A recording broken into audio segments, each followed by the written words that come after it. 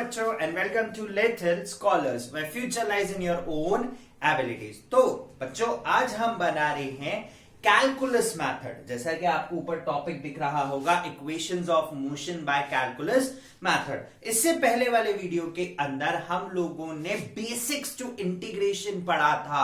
हमने वहां पर इंटीग्रेशन का बेसिक वहां पर हम लोगों ने पढ़ा था कि किस तरीके से इंटीग्रेशन, जो कि एकीकरण कहलाता है, सबको एक साथ इकट्ठा कर देना, ठीक है। और उसके अलावा हमने इंटीग्रेशन दो तरीके से पढ़ा था, कुछ फॉर्मूलाज भी देखे थे इंटीग्रेशन के। और मैंने वहां कहा था आपसे कि भाई हम लोग उतना ही कंटेंट पढ़ेंगे जितना कंटेंट हमारे लिए काम में है, क्योंकि फिलहाल के लिए इंटीग्रेशन पूरा पढ़ लेना तो भाई बहुत बड़ा है वो। तो हम लोगों ने क्या करा कि जो बेसिक है, जो हमारे क्वेश्चंस में हमारे काम आएगा कहीं ना कहीं पर, उस चीज को हम लोगों ने उस वीडियो को पढ़ा था, उस वीडियो में पूरा खत्म कर लिया था। तो आप जाए एक बार इंटीग्रेशन का बेसिक देखें and then will going to start with the today's topic, that is what equation to motion by calculus method. अभी बोलोगे यार, बोले सर 9th क्लास में ग्राफिकल मेथड पढ़ा था, बोले वो कम आफत था क्या, ये कैलकुलस एक नया मेथड आ गया, बिल्कुल नया।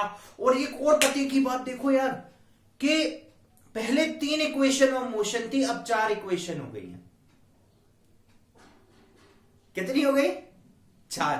तो पहले था ग्राफिकल मेथड, हालांकि अभी भी ग्राफिकल मेथड है। हम लोग जब ग्राफ पढ़ेंगे, ग्राफ का इंट्रोडक्शन पढ़ेंगे, ग्राफ्स के बारे में पढ़ेंगे, रिलेटिव मोशन पढ़ेंगे, तो वहां हम ग्राफिकल मेथड से वापस से इक्वेशंस ऑफ मोशन को पढ़ेंगे, कोई दिक्कत नहीं है। लेकिन इंपॉर्टेंट जो है कहने के लिए, वो इस साल कैलकुलस मेथड है, ठीक है। क्वेश्चंस यहीं से आएंगे एंड 100% यहां पर आपको कैलकुलस मेथड ड्राइव करने के लिए आएगा। तो सबसे पहले मैं क्या करता हूं, एक छोटा सा कॉलम लेता हूं और यहां पर कुछ आपको पहले उससे ग्राफ हम लोग पर्टिकुलरली स्टार्ट करते हैं एक लीनियर मोशन से, ठीक है। क्योंकि हमने पढ़ा है कि इक्वेशंस टू मोशन जो है, ठीक है, ग्रेविटी का इन्फ्लुएंस छोड़ दूं तो इक्वेशंस टू मोशन जो है वो लीनियर मोशन को डिफाइन करने के काम में आती है। तो हमने क्या कंसिडर किया कि भाई, मैंने कंसिडर किया कि मेरे पास कोई ऑब्जेक्ट था, ठीक है, ये उसका स्टार्टिंग पॉइंट था, ठीक है। उसने at time t equals to 0 से स्टार्ट किया, उसकी initial velocity time t equals to 0 पे थी u, ठीक है। और उसने यहां से स्टार्ट किया और वो कुछ दूरी तक चल के गया कुछ t टाइम के अंदर। इस पॉइंट पे time t equals to t हो गया, इसकी वेलोसिटी बदली और वेलोसिटी हो गई v। इस पोजीशन पे उसका distance covered x is equals to 0 and यहां पर x equals to x not था, ठीक है। इस पूरे के अंदर उसने एक्सेलरेटेड पोर्शन परफॉर्म किया और उसका एक्सेलरेशन था a, ठीक है। अब हम इन्हीं कंडीशन को यूज करेंगे कि जब टाइम t 0 था तो वेलोसिटी u थी और टाइम t हुआ तो वेलोसिटी v हो गई। यानी कि जैसे जैसे समय बदला, समय के साथ साथ उसकी वेलोसिटी भी बदल रही है।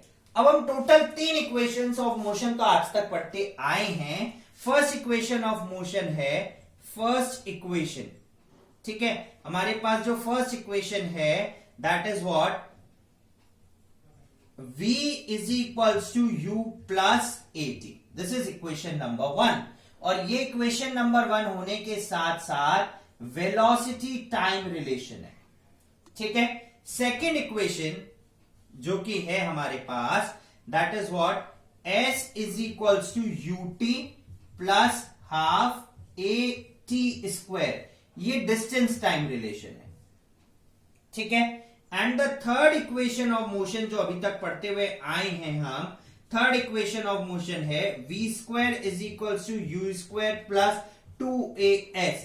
ये वेलोसिटी या डिस्टेंस वेलोसिटी रिलेशन था। अब फोर्थ इक्वेशन जो है, फोर्थ इक्वेशन थोड़ी सी डिफरेंट है। फोर्थ इक्वेशन के अंदर हम क्या करेंगे कि एक ऑब्जेक्ट एक पर्टिकुलर सेकंड के अंदर कितना डिस्टेंस ट्रेवल करता है, उस चीज को हमने इस इक्वेशन से शो किया। अभी जब हम डिराइव करेंगे तब समझाऊंगा मैं। Sn minus Sn minus 1 is equal to u plus a/2 into 2n minus 1। और यहां पर n का मतलब है टाइम। ठीक है, right. Otherwise u denotes initial velocity, v denotes final velocity, time t equals to 0, time t equals to t, acceleration is a, distance is denoted by x minus x naught, या मैं बोलूं कि भाई x से x naught तक गया तो ये total distance travelled is s, क्योंकि इक्वेशन में पुट करने में थोड़ी सी मेरे को आसानी हो जाएगी। ठीक है, चलिए अब हम यहां पे डिराइव करते हैं फर्स्ट इक्वेशन ऑफ मोशन। मुझे करना है फर्स्ट इक्वेशन। फर्स्ट इक्वेशन क्या है हमारे पास वो देखते हैं। v is equals to u plus at, this is equation number 1। ठीक है, राइट। तो ये वेलोसिटी टाइम रिलेशन है, तो वेलोसिटी और टाइम का रिलेशन लिया, तो a is equals to dv by dt। तो यहां से कंक्लूजन निकाला मैंने a dot dt is equals to v dv, यानी कि एक्सेलरेशन टाइम के साथ बदल रहा है इज इक्वल्स टू वेलोसिटी बदल रही है। तो this is a relation between change in velocity and change in time. देख रहे हो, change in velocity and change in time. ठीक है, तो अब हम देखते हैं यहां पर कि टाइम t इक्वल्स टू 0 था, उस समय velocity is equals to u थी, और जब time t equals to t हो गया तो यहां पर इसकी वेलोसिटी बदल के v हो गई। ठीक है, अब इसी चीज को यहां पर इंटीग्रेट करेंगे। ठीक है, तो a dot d t is equals to dv। अब देखिए टाइम 0 से लेके t तक, और वेलोसिटी जब टाइम 0 था वेलोसिटी थी v, और टाइम t हुआ तो वेलोसिटी हुई v। बोलू कि बोलो सर मैं हमें कैसे पता इंटीग्रेशन लगाना है? डिफरेंशिएशन भी तो लगा सकते थे भाई। हमने कहा था कि इंटीग्रेशन कब लगाते हैं, जब सबको एक साथ इकट्ठा करना है, जोड़ना है, और पूरे को एक से ही रिप्रेजेंट करना है। We are using integral method. तो यहां पर देखो 0 से लेकर t तक को एक साथ बताना है एक इक्वेशन से, इसीलिए इंटीग्रेशन का इस्तेमाल किया। ठीक है, चलिए तो हमने a बाहर रखा, dt का इंटीग्रेशन आया t, टाइम 0 से लेके t, dv को इंटीग्रेट किया, यह आया v, u से लेके v, upper limit minus lower limit, तो a ब्रैकेट में t minus 0, v minus u, तो इक्वेशन बनी v is equal v minus u is equals to 80। तो यहां से v आ गया u plus 80। This is first equation of motion which shows the relation between velocity and time. ठीक है, right. इसी में आगे कंटिन्यू करते हैं हम लोग। ये फर्स्ट इक्वेशन ऑफ मोशन हुआ, ठीक है ना, राइट, है ना। आगे चलते हैं सेकंड इक्वेशन के लिए। सेकंड इक्वेशन के अंदर सबसे पहले मैं आपको बताता हूं प्रूफ क्या करना है। तो in second equation we have s is equals to ut plus half at square. This is basically distance and time relation. किस किस के बीच का रिलेशन है? डिस्टेंस एंड टाइम का। तो चलो किसमें डिस्टेंस और टाइम का रिलेशन आ रहा है? Since v is equals to ds upon dt, तो v dot dt is equals to ds। हो गया भाई, change in distance over change in time, आ गया दोनों का रिलेशन। ठीक है, अब देखो, अब वेलोसिटी को पुट करना है मुझे। ठीक है ना, बेसिकली वेलोसिटी रिलेशन है, राइट। तो हमें क्या कर सकते हैं, अब देखिए सबसे पहले मैं यहां पर v की वैल्यू यहां से रिप्लेस करता हूं। Put v is equals to u plus 80। तो ये इक्वेशन बन गई ds is equals to u plus 80 into dt। ठीक है, अगेन डिस्टेंस टाइम रिलेशन की बात कर रहा हूं, ठीक है ना। तो मैं यहां पर वेलोसिटी की लिमिट नहीं डालूंगा, टाइम के साथ साथ जो डिस्टेंस बदल रहा है सिर्फ उसी की यूनिट को इंटीग्रेट करेंगे। ठीक है, तो देखिए टाइम के साथ साथ अगर मैं यहां पर नोट करूं तो ds is equals to u dot d t plus a बाहर t डॉट डी टी। ठीक है, अब देखो जब डिस्टेंस इनिशियली x था और x से x नॉट तक बदला, टाइम 0 से लेके t तक और 0 से लेके t तक। ठीक है, इसका डिफरेंशिएशन हुआ s x x not, u बाहर, dt का इंटीग्रेशन हुआ टी, 0 से लेके टी तक, प्लस ए बाहर, यहां पे टी की पावर 1 है और टी की पावर 1 को इंटीग्रेट करेंगे तो ये आ जाएगा टी स्क्वायर बाय 2, 0 से लेके टी तक। वहां पर हमने प्रीवियस वीडियो के अंदर हमने इंटीग्रेशन पढ़ा है, आप जाए जो भी डाउट हो वहां पर इंटीग्रेशन देख सकते हैं, या फिर टाइप करें बेसिक्स टू इंटीग्रेशन, ठीक है, @Riddle Scholars, ठीक है। ये हुआ x0 माइनस एक्स, ठीक है, is equals to you, t minus 0 is equals to a by 2, मैंने 2 बाहर निकाल लिया, टी स्क्वायर माइनस 0 का स्क्वायर, ठीक है। x minus x not, total distance travelled is s, तो s is equals to you t plus half a t square. This is second equation of motion, ठीक है, ये हमारी आ गई सेकेंड इक्वेशन ऑफ मोशन। चलिए अब चलते हैं थर्ड इक्वेशन ऑफ मोशन के ऊपर कि हमारी थर्ड इक्वेशन ऑफ मोशन क्या कहती है। थर्ड इक्वेशन ऑफ मोशन के अंदर सबसे पहले मैं इक्वेशन लिख लेता हूं, मेरे पास है third equation as third equation v square is equals to u square plus 2as, और सबसे अच्छी बात तो ये है कि ये डिस्टेंस और वेलोसिटी के बीच का रिलेशन है। This is basically the relation between distance and velocity. अब देखो, change in distance, change in velocity, इन दोनों में से तो किसी में नहीं है। अब मैं क्या करता हूं, मैं दोनों का इस्तेमाल करता हूं, ठीक है, राइट। देखो a is equals to dv by dt, ठीक है, राइट। अब हमने क्या करा, डिस्टेंस और वेलोसिटी का रिलेशन बनाने के लिए dv by ds into ds by dt, मैंने ds से डिवाइड किया, ds से मल्टीप्लाई किया, ठीक है, राइट। अब अगर मैं नोट करूं, ये पूरा का पूरा ds बाय dt, पहली चीज वेलोसिटी बन गया, ठीक है। dv डिनोट कर रहा है चेंज इन वेलोसिटी और ds डिनोट कर रहा है चेंज इन डिस्टेंस, तो ये डिस्टेंस वेलोसिटी रिलेशन को शो कर देगा, ठीक है, राइट। तो इसकी जगह मैं पुट कर दूंगा v, तो ये हो गया a dot ds is equals to v dot dv, इस पूरे की जगह v लिखा, dv एज इट इज। आ गया हमारे पास change in distance over change in velocity, ठीक है। अब देखिए डिस्टेंस कहां से कहां तक बदल रहा है, डिस्टेंस बदल रहा है x इक्वल्स टू 0 से लेके x equals to x not, और वेलोसिटी बदल रही है u से लेके v तक। तो हमने इसको इंटीग्रेट किया, a बाहर ds x से लेके x नॉट और v डॉट dv u से लेके v। ध्यान रखें, अपर के साथ अपर लिमिट, लोअर के साथ लोअर लिमिट। ये a ऐसा का ऐसा, ds का इंटीग्रेशन हुआ s, x से लेके x नॉट, v का इंटीग्रेशन हुआ v स्क्वायर बाय 2, u से लेके v तक, ठीक है।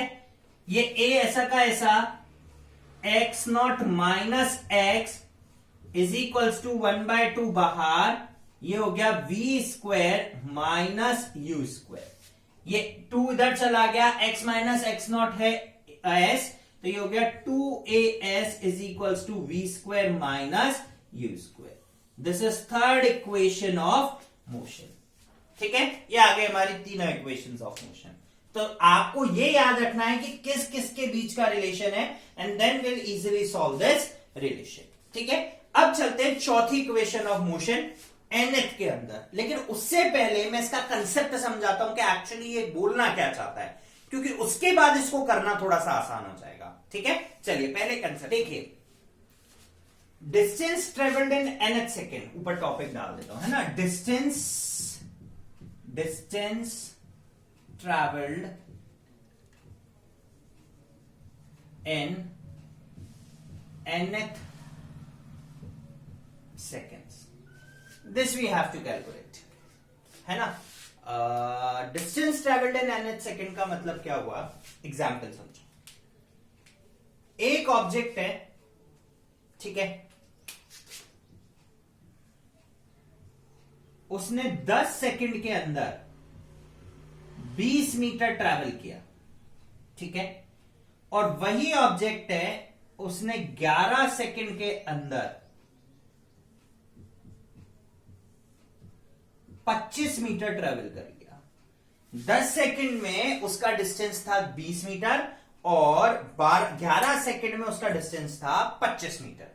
नाउ द क्वेश्चन अराइजेस कि उसने 11वें सेकंड पर, समझना 11 सेकंड में यानी कि टोटल 11 सेकंड्स के अंदर, और 11वें सेकंड में, तो 11वें सेकंड का मतलब पर्टिकुलर 11th सेकंड के अंदर कितना डिस्टेंस ट्रेवल किया। तो आप क्या बोलोगे, बोले सर जितना डिस्टेंस उसने 11 सेकंड में ट्रेवल किया था माइनस 10 सेकंड का डिस्टेंस माइनस कर दो। तो मैंने कहा ठीक है भाई, ऐसे कर सकता हूं मैं बिल्कुल। तो उसने 5 मीटर डिस्टेंस ट्रेवल किया। मैंने कहा ठीक है भाई, this is 5 metre, this is absolutely right. तो अब जो हमारी इक्वेशन ऑफ मोशन है वो एब्सोल्युटली इसी के ऊपर है कि एक ऑब्जेक्ट एक पर्टिकुलर सेकंड के अंदर कितना डिस्टेंस ट्रेवल करता है, वो बात हम करेंगे, ठीक है, राइट, वही बात हम लोग करने वाले हैं, ठीक है। तो यहां पर हम लोग डालेंगे distance travelled in nth second, nth second is equals to Sn, and distance traveled in n minus 1th second, एक कम सेकंड के अंदर is equal to S of n minus 1, ठीक है। और ये डिस्टेंस टाइम का रिलेशन है। तो डिस्टेंस टाइम के रिलेशन के लिए हम लोग यूज करते हैं velocity v is equals to ds by dt, ठीक है। जब टाइम nth था डिस्टेंस इतना था, जब टाइम n माइनस 1 हुआ डिस्टेंस इतना हो गया। तो यहां पर v dot d t is equals to d s, समय के साथ साथ डिस्टेंस बदल रहा है, ठीक है। v की जगह u plus a t use करता हूं, तो ये हो गया d s is equals to u plus a t dot d t, ठीक है। अब मैं कंडीशन पुट करता हूं, तो डिस्टेंस कहां से कहां तक बदला है, एस एन माइनस 1 सेकेंड से एस एन एच सेकेंड तक ds, और टाइम कहां से कहां तक बदला है, u dot d t n minus 1 second से n सेकेंड प्लस a बाहर t dot d t again n minus 1 second से nth सेकेंड, ठीक है। Now we integrate this, ds का इंटीग्रेशन s आया, s of n minus 1 and s of n, t का integration u बाहर, dt का integration t n minus 1 से लेके n plus a t square over 2, t का इंटीग्रेशन n माइनस 1 सेकेंड से लेके n सेकेंड तक, ठीक है। Now we put the limit. अब हम क्या करेंगे, इसके अंदर लिमिट पुट करते हैं। तो s में लिमिट पुट करी, ये आ गया हमारे पास S N minus 1 is equal to you, T में सबसे पहले upper limit n minus n minus 1 plus a by 2 बाहर, a बाहर 2 नीचे से ले लिया, n square minus n minus 1 का स्क्वायर, ये हमने लिमिट्स पुट कर दी, ठीक है। अब इसको सॉल्व करते हैं, s nth second u n minus n plus 1 plus a by 2 n square minus n minus 1 का whole square will be n square minus का 2n प्लस का 1, ब्रैकेट क्लोज, ये n और ये n cancel, s nth second will be u plus a by 2 n square minus n square plus का 2n minus का 1, again n square से n square cancel, s nth second is equals to u plus a by 2 into 2n minus 1, जहां पर n क्या है, time है, जहां पर n क्या है, टाइम है, ठीक है, राइट। तो this is what fourth equation of motion. तो हमने टोटल 4 इक्वेशंस ऑफ मोशन यहां पे पढ़ी, आप देख सकते हैं चारों इक्वेशंस हैं। तो this is the new one, the distance travelled by the object in nh से। हाँ तो भाई ये हुई हमारी equations of motion by calculus method. 4 equations पढ़ी, एक नई इक्वेशन भी थी वो हमने खत्म करी बाय कैलकुलस मेथड। अब चलते हैं अगले टॉपिक के ऊपर, जहां पर हम लोग equations of motion under the influence of gravity. बिल्कुल नई टर्म है, हमने ग्रेविटी एक फ्री फॉल पढ़ा था, free fall free fall free fall. Free fall का मतलब कोई फ्री फॉल हो रहा है, फ्री मतलब बिना पैसों के, फॉल मतलब गिर रहा है, कि कोई पर्सन, कोई बंदा बिना पैसों के गिर रहा है। तो सपोज करो ये पेन है, ये बिना पैसों के गिर रहा है, दिस इज फ्री फॉल, ठीक है। फ्री मतलब फ्री में फॉल हो रहा है ना, उसको कोई पैसे नहीं मिल रहे गिरने के।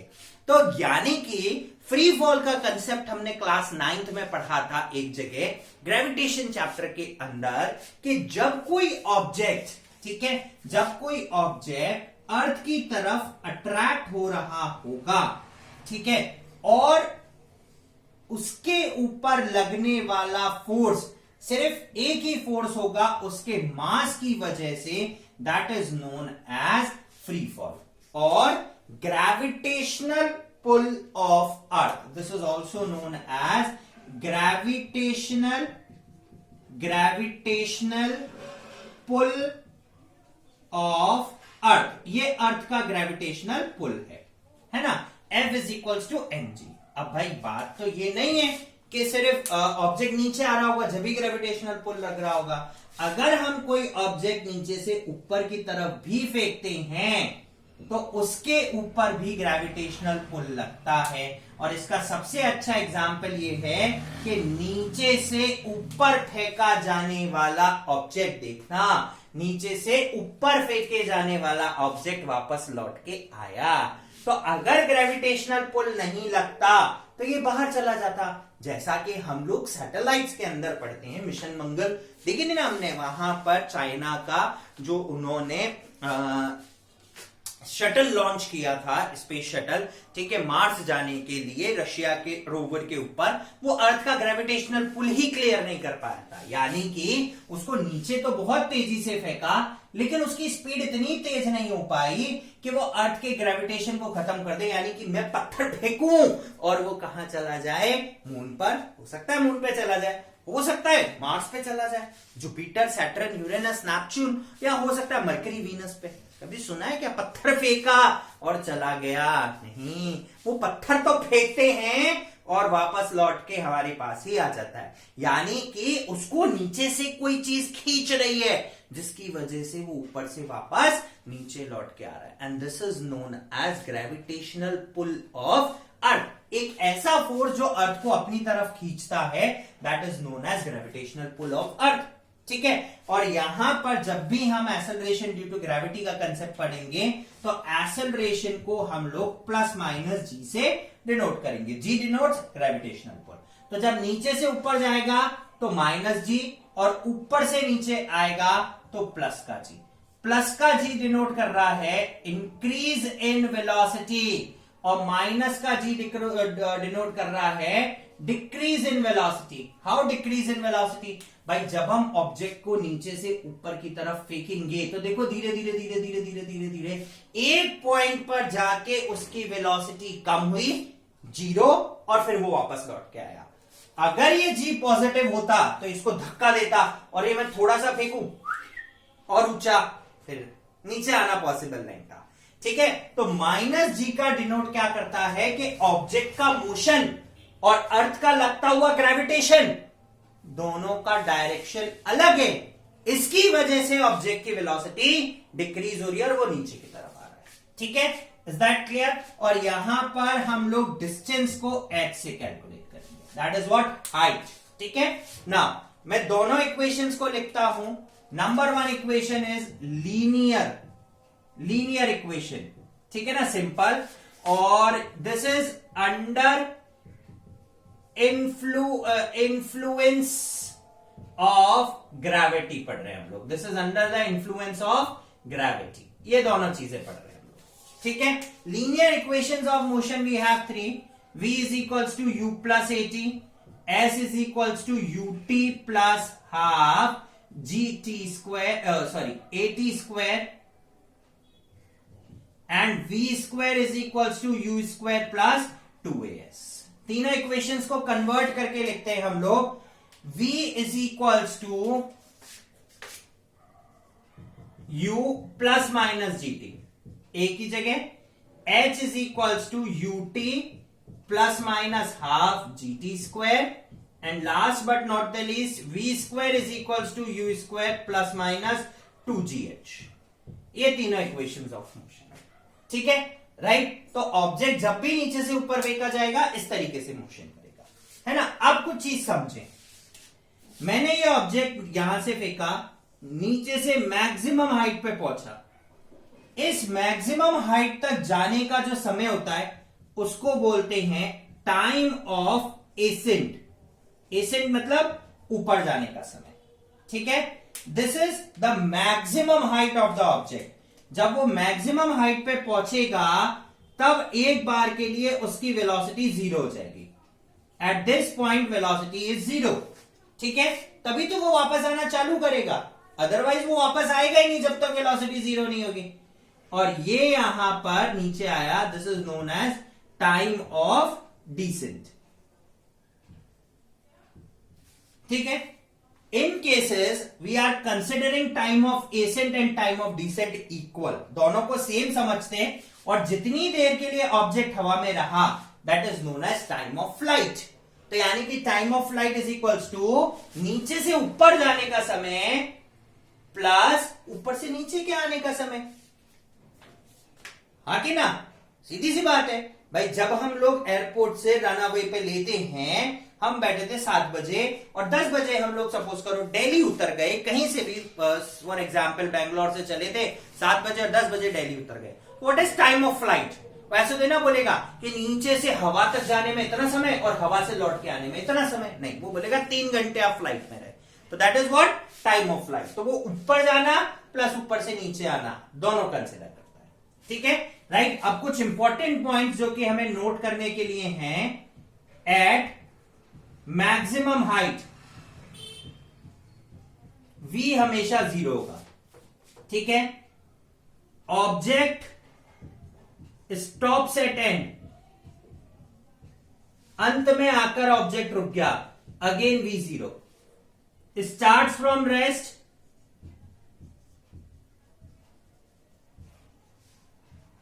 u equals to zero. Uniform motion,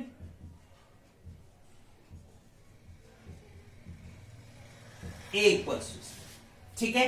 अब हम कुछ डायरेक्ट फॉर्मूलाज देखते हैं कुछ चीजों को कैलकुलेट करने के लिए इन चारों कंडीशनों का इस्तेमाल करते हुए, ठीक है, राइट। चारों कंडीशन का इस्तेमाल करते हुए सबसे पहला फॉर्मूला जो हम देखेंगे दैट इज व्हाट टाइम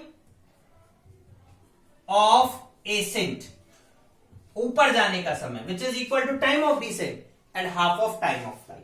तो मैक्सिमम हाइट तक पहुंचने के लिए h मैक्सिमम हुआ और उस पॉइंट पर वेलोसिटी इसकी जीरो गई, तो फर्स्ट इक्वेशन यूज करता हूं, v equals to zero, u की जगह u, नीचे से ऊपर जा रहा हूं तो माइनस का gt, तो टाइम आया u by g, direct formula, ठीक है।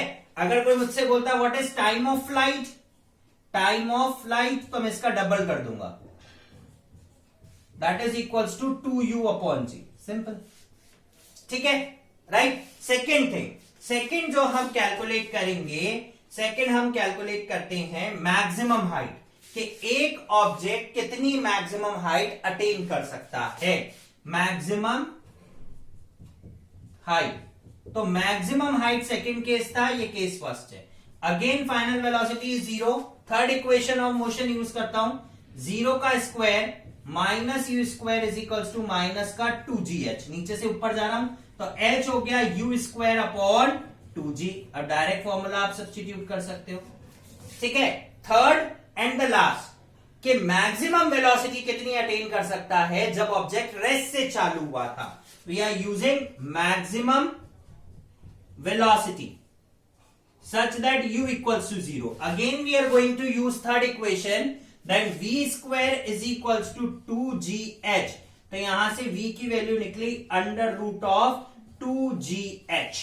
तो अगर हमें gh की वैल्यू नोन है, u की वैल्यू नोन है, तो हम डायरेक्ट फॉर्मूलाज लगा के इन चीजों को कैलकुलेट कर सकते हैं. ठीक है. सो फ्रेंड्स, ये हुआ हमारा आज का वीडियो खत्म दोस्तों, जहां पर हम लोगों ने किया क्या, यहां पर हम लोगों ने पढ़ा equations of motions by calculus method, और साथ साथ हम लोगों ने पढ़ा यहां पर अंडर फ्री फॉल ग्रेविटी. ठीक है.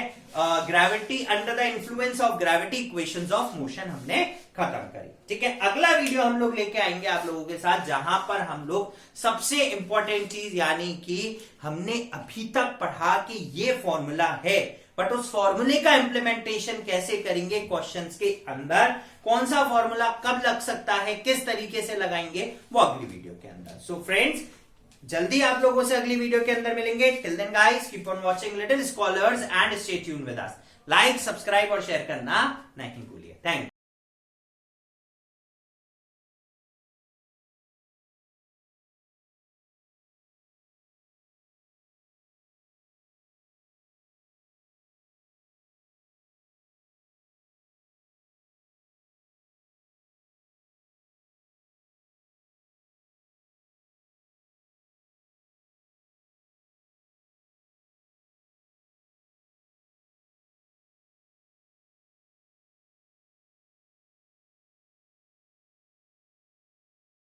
तो दोस्तों